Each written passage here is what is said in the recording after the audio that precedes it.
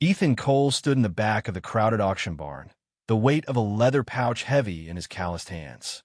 Inside were gold coins he'd set aside for a cattle deal. But the moment the auctioneer barked the first name, his chest tightened like someone had looped a rope around it and pulled hard.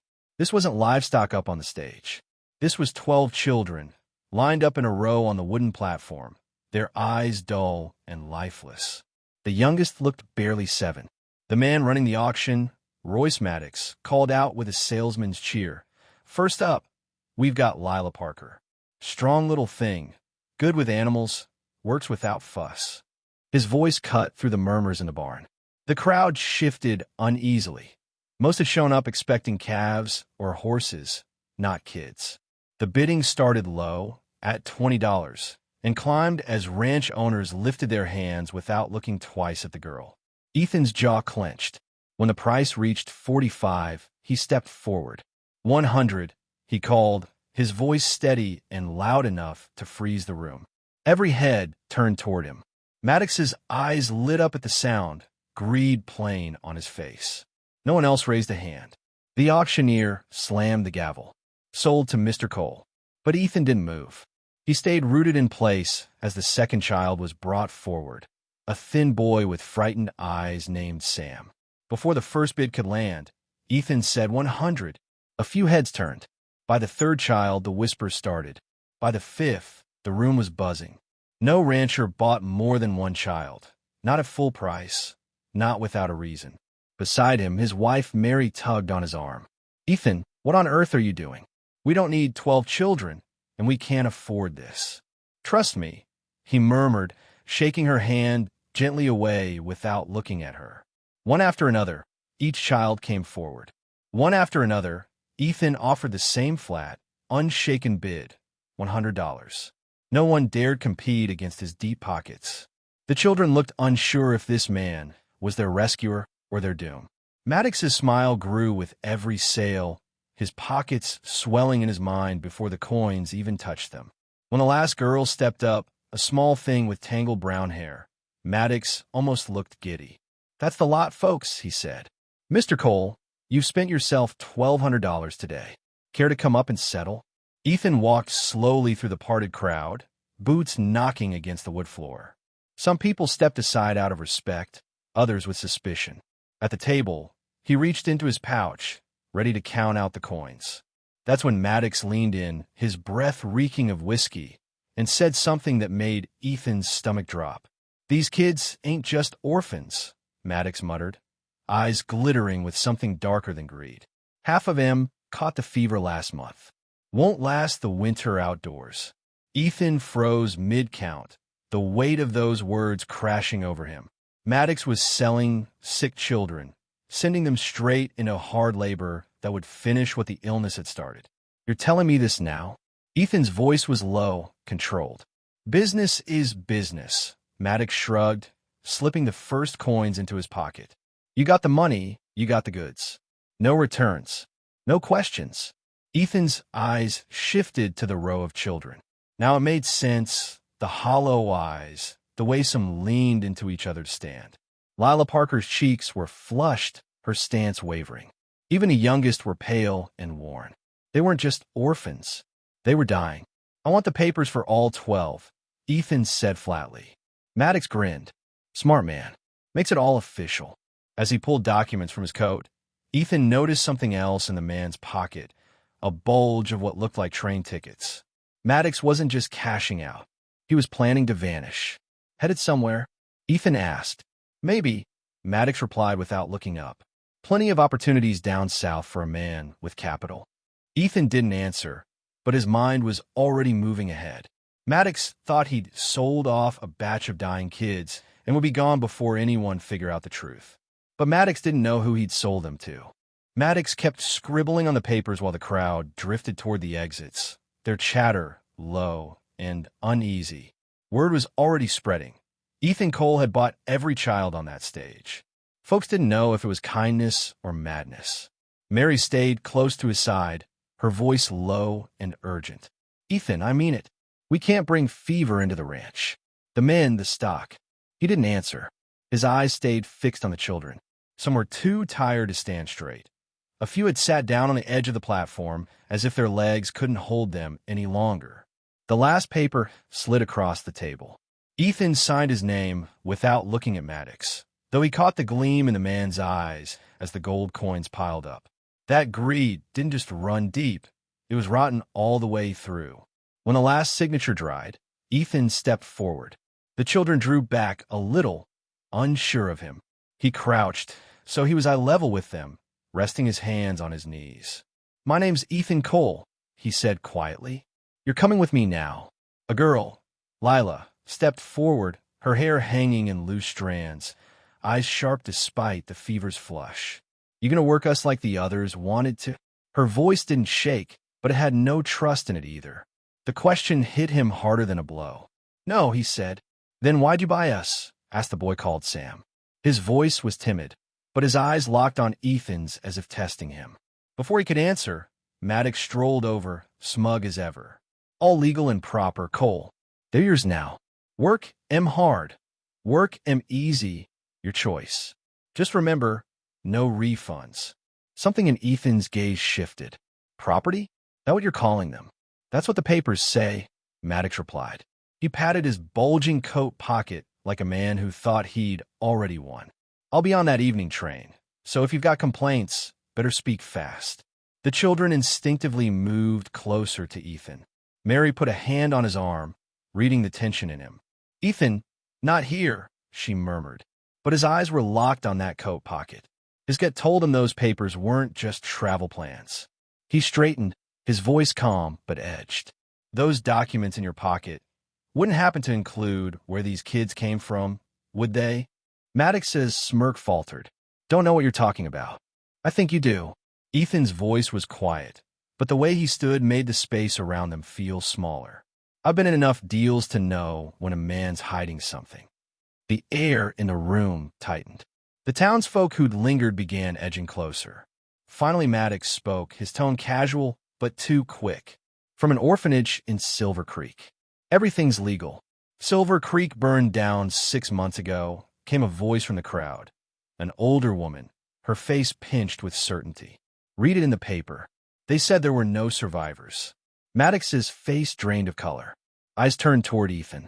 "So where they really come from?" Ethan asked, his hand resting near the inside of his coat, where everyone knew he kept a Colt. No answer came.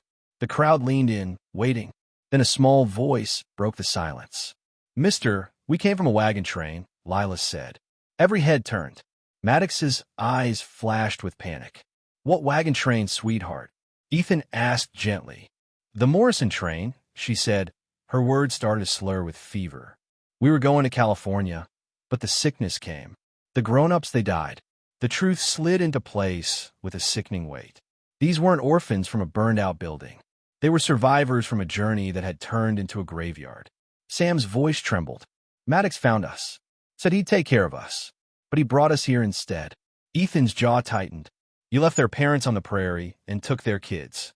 Maddox took a half-step toward the door, but Ethan shifted, blocking his way. "You're not going anywhere." The room felt heavier, like even the air had gone still. Maddox's smirk was gone, replaced with the twitchy look of a man trapped between a wall and a gun barrel. "You don't know what you're talking about," he muttered, inching toward the exit.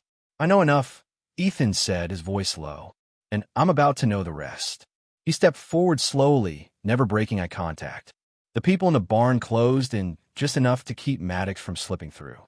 "You're making a mistake, Cole," Maddox said, his tone sharper now. "Sale's final. You got papers. That's all that matters." "That's not all that matters," Ethan shot back. "Not to me."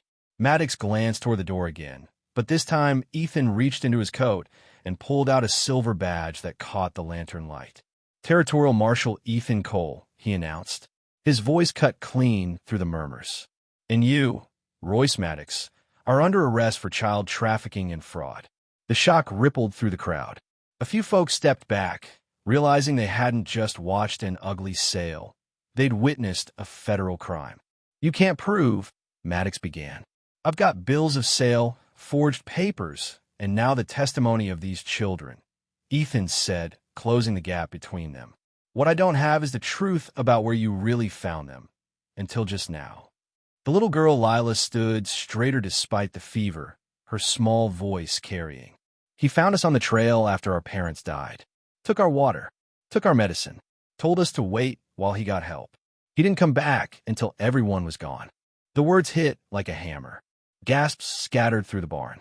A few of the older men muttered curses under their breath. You let 43 people die, so you could sell what was left of them, Ethan said. His voice wasn't loud, but it had that dangerous stillness to it. And you did it knowing these kids were sick. Maddox swallowed hard, the sweat starting to bead on his brow. They were dying anyway. I just made the best of it. The best of it. Ethan's voice cut sharp. You left children to watch their parents die. Mary stepped closer, her voice breaking. That's why you bought all of them, she whispered to Ethan. Not for labor, but to save them. Before Ethan could respond, Maddox let out a short, ugly laugh. You think saving them is going to matter? You think you're some kind of hero? His eyes gleamed with something poisonous. They won't last a month. The barn went silent again. Ethan's jaw worked, but he didn't speak. Not yet. His hand tightened around the badge in his palm, and for a moment, the only sound was the uneven breathing of the children. Then Maddox added, almost with satisfaction, the water I gave them this morning wasn't just water. Doc Harris, the town physician, stepped forward sharply.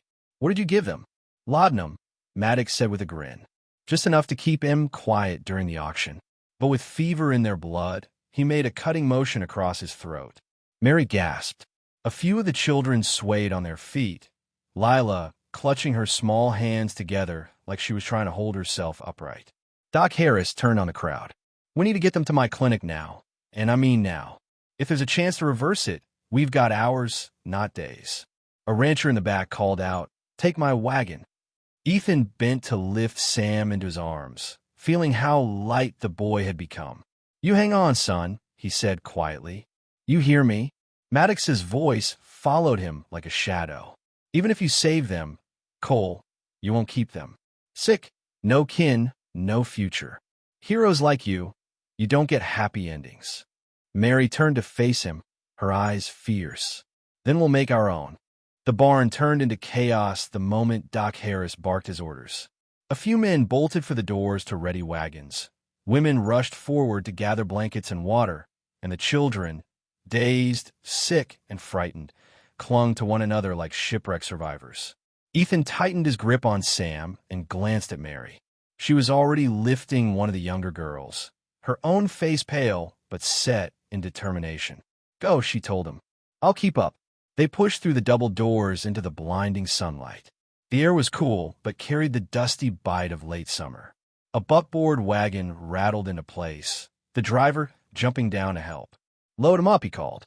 One by one, they lifted the children into the wagon bed. Lila hesitated, looking at Ethan with wary eyes. He offered his hand. You ride with me up front, he said. She didn't move at first, but when her legs started to buckle, she took his hand without a word. As Ethan climbed up with her, Maddox's voice rang from inside the barn. We'll make a difference, Marshal. You can't outrun what's already in their blood. Mary shot him a glare sharp enough to cut glass before swinging into the back of the wagon. Ethan flicked the reins hard, the horse lunging forward, wheels jolting over the ruts. The clinic was less than a mile away, but every bump felt like it could shake the breath from the fragile bodies in the bed. Lila sat pressed against him, her head leaning on his arm. He could feel the heat radiating off her. It's all right, he told her quietly. Doc's gonna fix you up. Her voice was faint. Why'd you buy us? Because no one else was gonna save you, he said simply. And I couldn't stand by. She didn't answer, but her small fingers tightened on his coat sleeve. When they reached the clinic, townsfolk were already there, pulling open the double doors and clearing tables. Doc Harris moved fast, directing helpers. Put them on their sides. Keep their heads up. Mary, bring that water here. Ethan, I need you over here with the big boy Sam, right? Ethan set Sam down on a cot. The boy's eyes fluttered, his breath shallow. You fight, Ethan told him. You hear me? You fight like your life depends on it, 'cause it does. Doc was mixing something in a glass bowl. Activated charcoal, ipecac syrup. We flush that poison out before it shuts them down. The room filled with movement. cool cloths pressed to foreheads, spoons of medicine coaxed past trembling lips, quiet murmurs from townsfolk trying to comfort the children. Every so often, one of the little ones whimpered or coughed, the sound cutting through the clatter like a knife. Ethan moved between beds, kneeling, holding small hands, brushing damp hair off feverish foreheads. At one point, he found himself beside Lila again. She was fighting to keep her eyes open. "Tell me something about your family," he said, crouching so close she could see his eyes. "My papa, he was a carpenter," she whispered. "He built me a doll from wood. Had yellow hair made from corn silk. He said she'd keep me safe. What happened to her?" Maddox threw her away. Her voice cracked, and she blinked hard. Without a word, Ethan reached into his saddlebag where it lay by the wall and pulled out a small wooden doll with corn silk hair. It had been wrapped in cloth to keep the fragile hair from tearing. He placed it in her hands. Lila stared at it, stunned. "Ow! Found her on the trail," Ethan said. 3 days ago, along with the graves." Tears spilled over her cheeks. She clutched the doll to her chest like it could hold her together. Hours passed in a blur of treatment. The laudanum's grip loosened. The fever's edge began to break. One by one, the children's breathing steadied. Doc Harris finally straightened, his shoulders sagging. "They're going to make it," he said. "Not without a long recovery, but they'll make it." Ethan let out a slow breath, some of the weight in his chest lifting. He looked around the clinic. The children weren't smiling yet, but they were alive. That was enough for now. Mary came to stand beside him, her hands resting on her hips.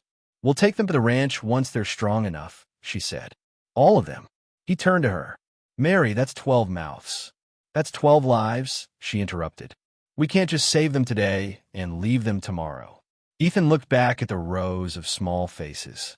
Some were already drifting into the first peaceful sleep they'd had in weeks. He nodded once. "All right, they stay." And in that quiet moment, the decision settled in his bones like something that had been there all along. It took almost 2 weeks before Doc Harris said the children were strong enough to leave the clinic. By then, the small room had started to feel like a second home. The townsfolk had brought food every day. Mary had stayed most nights, sleeping in a chair, so she could help feed and wash the younger ones. Ethan came and went between the clinic and the ranch, making sure the bunkhouse was ready. When the morning came to move them, the sky was wide and bright. The wagon was padded with blankets, and each child carried something small, a borrowed scarf, a tin cup, a toy someone had given them. Lila held her wooden doll tight in her lap. The ride to the ranch was quiet at first. The children watched the land roll by, their faces guarded. Sam sat close to the rail, looking toward the horizon as if he expected someone to call him back. Ethan kept his voice low. "We've got plenty of room," he told them. "The old bunkhouse is yours now. No one's going to take you from it." Mary smiled at them from her seat. "And we'll make it warm before the cold comes. Quilts, curtains, even a place to hang your coats." When they reached the ranch, a few of the hired hands were waiting. They had already carried in small beds, set up a stove in the corner, and stacked wood outside. The children stood in the doorway, unsure if they could go in. "It's yours," Ethan said. "Go on." One by one, they stepped inside. The youngest ran a hand along the edge of a quilt. Another tested the mattress with a small bounce. The bunkhouse still smelled of fresh-cut wood and soap from the cleaning Mary had done. That night, Mary cooked a big supper: roast beef, biscuits, potatoes. The table was long, and the children sat bunched together at one end at first, whispering quietly. Ethan took the seat nearest to them. "Eat all you want," he said. "There's more in the kitchen." They ate slowly at first, as if afraid they might be told to stop. But after a while, the room filled with the sound of forks against plates and small, shy laughter. When a meal was over, Ethan stood. "You'll have chores," he said, "but not like the kind Maddox had in mind. Just enough so you learn the work of the ranch, and enough time left over to be children." Sam frowned. "We can work. We're not helpless." "I know you can," Ethan replied. "But you're not here to earn your keep. You're here to live, to go to school, play, learn. The work will wait." Lila looked at him, her eyes searching his face. "And if we get sick again, then we'll take care of you," Mary said simply. "That's what family does." The word hung in the air. Family. None of the children said it back, but Ethan saw the way their shoulders loosened just a little. Later that night, when the bunkhouse lanterns were out and the children's breathing was soft and steady, Ethan stepped outside into the cool air. Mary joined him, wrapping a shawl around her. "You're quiet," she said. "Just thinking," he replied. "About what?" "That Maddox was wrong," Ethan said, looking toward the dark hills. "They do have a future. It's here, and it's ours to protect." Mary's hand slipped into his.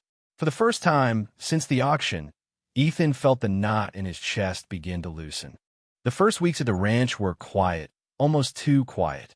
The children spoke in soft voices, as if the walls might be listening. They kept their few belongings close, folding and refolding them each night before sleep. Ethan noticed the way they ate, too. Careful, slow, never taking more than they thought they were allowed. Mary started putting baskets of biscuits and bowls of fruit on the table after supper, telling them, "These are for whenever you're hungry." At first, no one touched them. By the third week, a half-eaten apple might be left on a plate, forgotten because a game had pulled someone outside. It was a small thing, but it felt like a change. School lessons began in the barn loft, where Ethan had set up a long table, a blackboard, and shelves with books donated by the town. Mary taught them their reading and sums in the mornings. In the afternoons, they worked alongside the ranch hands in small ways, feeding chickens, gathering eggs, sweeping the porch. Lila took to the animals quickly. Ethan would find her in the pasture, her wooden doll tucked into her apron pocket while she brushed down the horses. "They know I won't hurt them," she told him one day. "Same way I know you won't hurt us." He didn't answer right away, but the truth of it settled in his chest like a warm coal.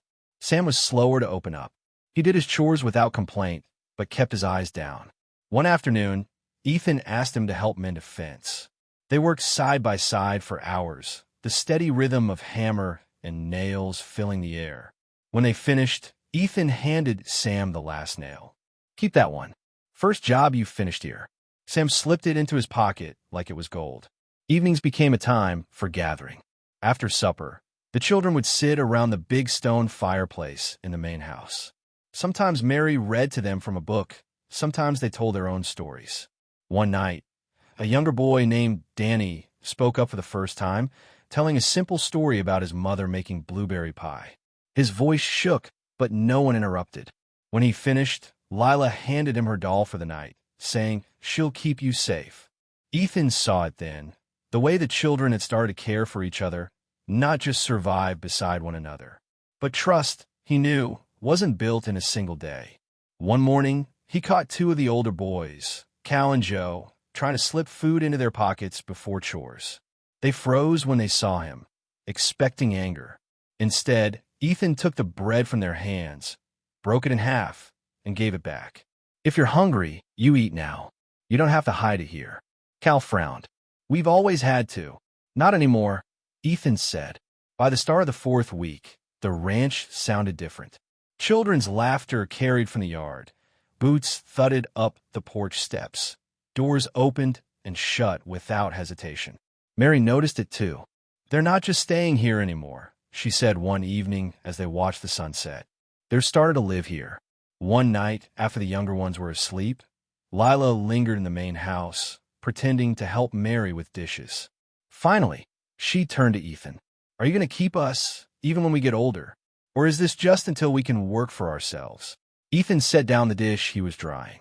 "You're not here because of what you can do for me. You're here because you belong here. That doesn't change when you get taller." She studied him for a moment, as if weighing the truth in his words. Then she nodded, quietly, like she'd been given something too fragile to speak about out loud. That night, Ethan stepped out onto the porch and looked across the dark pasture. He could hear faint laughter drifting from the bunkhouse. It struck him that the ranch didn't just sound different, it felt different. Warmer, fuller, and for the first time in years, he didn't feel like he was just holding on to the land for himself. Winter was settling in when the letter came from the Territorial Court.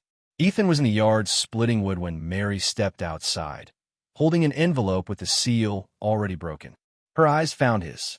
"It's done," she said. He set the axe aside. "And "Guilty on all counts," she said. "Murder, kidnapping, and attempted poisoning. Sentenced to hang." The words hung in the cold air between them. Ethan gave a slow nod. Good. Some things you can't walk away from. The trial had been short. Maddox's own arrogance had sunk him, boasting during the auction, admitting to the laudanum, keeping the forged papers. The survivor testimonies had sealed it. A few of the children, strong enough to travel by then, had told their stories in the quiet, halting voices of people who had seen too much. After the sentence, word had spread fast. Folks in town who'd stayed quiet during the auction now looked Ethan in the eye and tipped their hats. Others sent food and clothes for the children. Some brought gifts, books, toys, warm boots. The bunkhouse began to fill with small touches of color and comfort. Life at the ranch moved with the steady rhythm of winter work. The children rose early for lessons, bundled in coats and scarves Mary had sewn. Snow covered the yard, and after chores they built forts and chased each other until their cheeks turned red from the cold. Inside, the fireplace became their gathering place. Each evening after supper, they kept a new tradition, story time. One child would tell a memory from before the sickness, and the rest would listen without interrupting. Some were happy, stories of summer swims, pets, or birthdays. Some were harder, with long pauses and tears. But each one was met with the same quiet respect. One night, it was Lila's turn. She stood holding her wooden doll, the firelight glinting off the corn silk hair. "My papa made me this," she said. "He carved her face and told me she'd protect me when I was scared. He said when we got to California, he'd build me a little bed for her in our new house." Her voice wavered, but she steadied herself. "We didn't make it to California. But," she glanced around at the children, then at Ethan and Mary, "we found a home anyway." Ethan felt something catch in his throat. Mary's hand found his and squeezed. Around the room, heads nodded, some slowly, some with a small smile. In early March, a wagon arrived from town with the adoption papers. Ethan signed first, then Mary. When it was done, the law said what they already felt. They were a family. The children reacted in their own ways. Sam asked if he had to change his last name. Danny wanted to know if he could still sleep in the bunkhouse with his friends. Lila just hugged Mary hard enough to take her breath away. Later, after the lamps were turned down, Ethan stepped outside alone. Snow crunched under his boots as he walked toward the eastern edge of the property. There, in the small fenced cemetery, 43 white crosses stood in neat rows, the graves of the Morrison wagon train he'd buried himself. The children had placed fresh flowers on each grave earlier that week. Some had left toys or small carvings. Ethan stood there for a long time, the cold seeping through his coat, thinking about the promise he'd made that day in the clinic, to protect them, to give them the life their parents had wanted. He kept his hand on the fence rail until his fingers ached from the cold. Then he turned back toward the house, where light spilled from the windows and the sound of laughter carried on the wind. Spring came to the ranch slowly. The snow melted in patches, revealing green shoots that pushed through the soft earth. The children spent more time outside, racing each other across the yard, climbing the low branches of the cottonwoods, helping Mary plant a vegetable garden. Ethan watched them from the porch most mornings before heading out to work. It struck him how different the ranch felt now. There was laughter in places where there had only been wind before. The bunkhouse windows glowed at night, and not just from the lanterns, it was from the life inside. One evening after supper, the children gathered in the main house, as they always did. The fire crackled, and the room smelled of apple pie. Tonight, it was Sam's turn to speak. He sat forward, his hands folded tight in his lap. "When my ma and pa died, I thought that was it. I didn't think anyone would care if I was gone. But now," he looked around the room at the others, his voice growing steadier, "now I know I belong somewhere." No one spoke for a moment. Then Mary said softly, "We all belong somewhere, Sam. Sometimes it just takes a while to find it." Ethan leaned back in his chair, letting her words settle over the room. Belonging, that was the thing Maddox had stolen from these children long before the auction. Not just their safety, but the feeling that they were wanted, that someone would stand between them and the world when it turned hard. After the children were in bed, Ethan walked out to the porch with Mary. The air was cool, the moon bright. From the bunkhouse came the faint murmur of voices, bedtime whispers, and quiet laughter. "They're different now," Mary said. "They were always strong," Ethan replied. "They just needed someone to see it." Mary glanced at him. "You ever think what would have happened if you hadn't been there that day?" Ethan did think about it, more than he'd ever admit. The fever, the laudanum, Maddox's greed, it would have been over before anyone knew. He shook his head slowly. "I don't dwell on it. I just figure my job was to be there." They stood together in the quiet, the stars spread thick over the land. Months later, on the anniversary of the wagon train's last day, the family walked to the small cemetery.